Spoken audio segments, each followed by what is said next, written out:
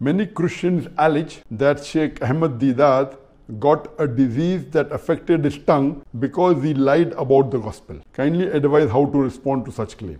Syekh Deedat, may Allah grant him Jannah, Rahimullah, may Allah have mercy on him. He had a stroke in 1996 and he was paralyzed from below the face downwards. He was paralyzed, he could not move. To say that Allah gave this as a punishment because he spoke against the gospel or he lied against the gospel is not true. How do you realize that whether any calamity is a test or a punishment? If the person is on the straight path, then that calamity is a test. That servant of his, that if I increase the calamity, will the person yet have faith in me or not?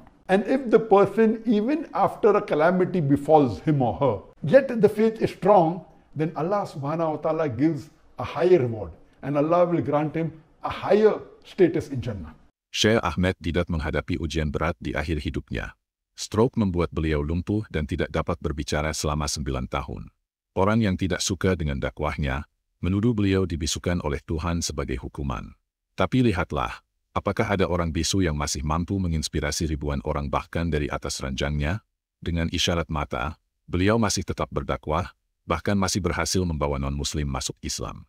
If it's a punishment, then it is for those people who have committed a sin. So if a person has sinned and has gone against the commandment of Allah subhanahu wa ta'ala, that calamity is a punishment. And as far as Syekh Deedat is concerned, alhamdulillah, I knew him very closely. I was one of the first few people that when he got the stroke, I had just performed my Hajj and I flew from Saudi Arabia to South Africa. And alhamdulillah, I personally met him. Even though he had the stroke, even though he could not move, he could not speak, he used to converse through the blinking of his eyes. There was a chart that was kept behind him, which had 1, 2, 3, 4, 5 rows. Each row had A, B, C, D, first row, then second row, F, G, H, I. And this way, if you have to converse, we should have 1, 2, so he used to blink.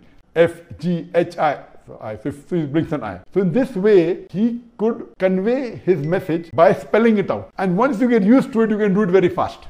Jika seorang yang dianggap bisu, suaranya menggema begitu lantang di hati manusia, maka beliau bukanlah bisu. Beliau adalah suara paling lantang bagi Islam. Tuhan memang mengujinya, tetapi saya yakin Syekh Deedat lulus ujian dengan derajat yang mulia. So he used to converse by the blinking of his eyes. And I know that even on bed, when he could not move, when he could not speak, he had the dawah. There were Christians who came to meet him, there were Christian missionaries who came to meet him, non-Muslims, and through dawah he was even able to revert some of the non-Muslims, alhamdulillah.